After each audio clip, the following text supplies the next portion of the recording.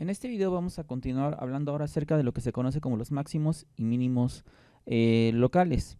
Primero, en los videos anteriores estuvimos hablando acerca de los valores, el valor máximo de una función o el valor mínimo de una función. Y habíamos dicho que era el punto más alto de la función, de su gráfica, o el punto más bajo de su gráfica. Y también habíamos mencionado que a estos valores se les puede llamar valores extremos de una función. Sin embargo, también pueden recibir otro nombre. Y este nombre se les denomina mínimo global y máximo global de la función en un intervalo. Aunque también se les podría llamar máximos y mínimos absolutos.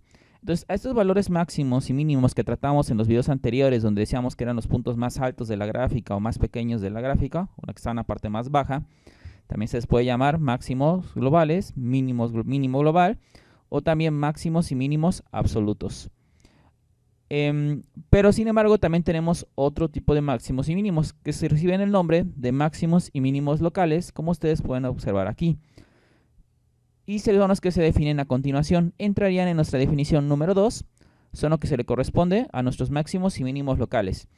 Y nos dice lo siguiente: sea x sub 0 un número en el dominio de una función, f en x sub 0 es un máximo local de f si existe en un intervalo abierto a, b que contiene x sub 0, tal que f de x va a ser menor o igual que f en x sub 0 para toda x en ese intervalo abierto a, b.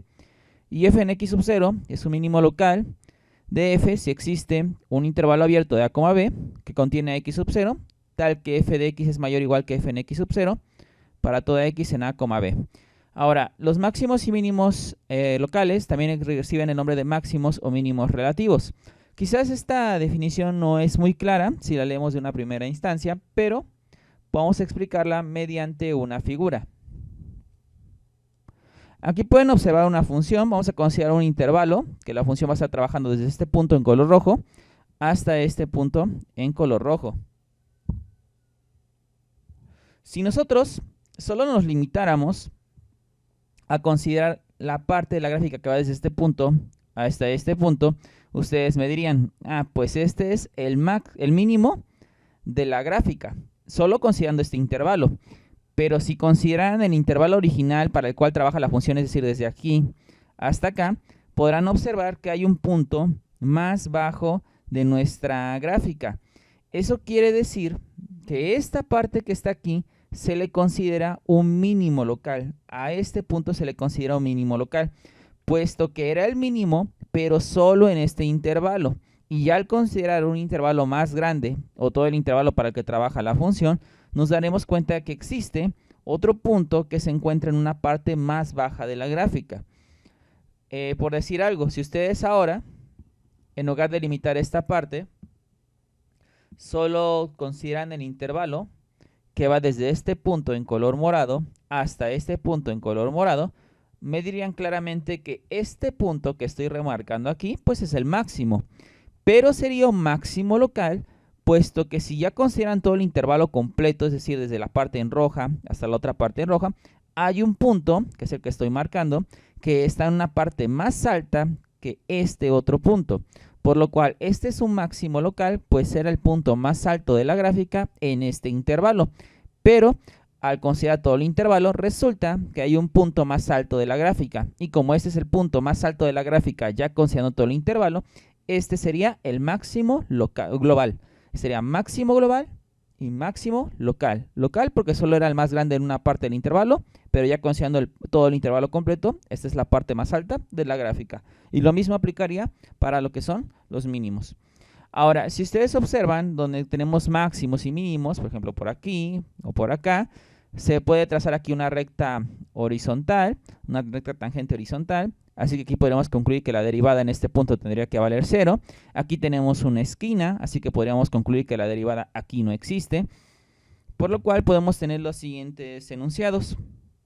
Vamos a tener el teorema 3, que realmente es muy similar al teorema número 2, que habíamos tratado en el video anterior, el cual nos dice que si una función f tiene un máximo local o un mínimo local en un número x sub 0 de un intervalo abierto, entonces si su derivada existe, tiene que valer 0 evaluada en ese punto.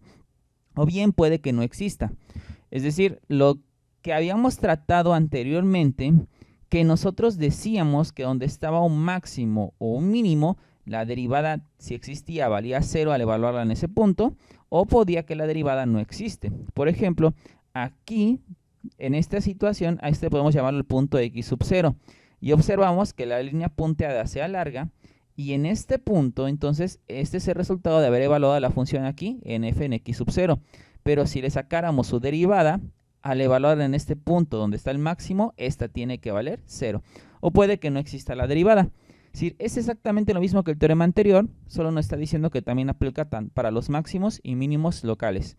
El corolario 1 es una consecuencia inmediata del teorema número 3, el cual nos dice que si la derivada existe, pero resulta que al evaluarla en ese punto sale diferente de 0, entonces en ese punto no se encuentra un máximo ni un mínimo local de la función. Por ejemplo, hagan de cuenta que ustedes tienen su plano cartesiano y este es el punto elegido por ustedes, f en x sub 0, y aquí tienen una gráfica, etcétera. Tienen ahí su gráfica. Y entonces ustedes calculan esta gráfica la representa, esta curva la representa f de x, calculan su derivada, obtendrían a f' de x, y la evalúan en este punto. Y resulta que en este punto la derivada sí existe, o sea, sí se pudo calcular, pero al evaluar en el punto x sub 0, resulta que la derivada nos da una cantidad diferente de 0. ¿Eso qué es lo que quiere decir? Que como la derivada dio una cantidad diferente de 0, no puede en este punto estar un máximo o mínimo local. Entonces, si la derivada existe en un punto, pero yo la evalúo y me da una cantidad diferente de 0, la conclusión es que en este punto, que estoy aquí encerrando, no puede haber ni un máximo local ni un mínimo local.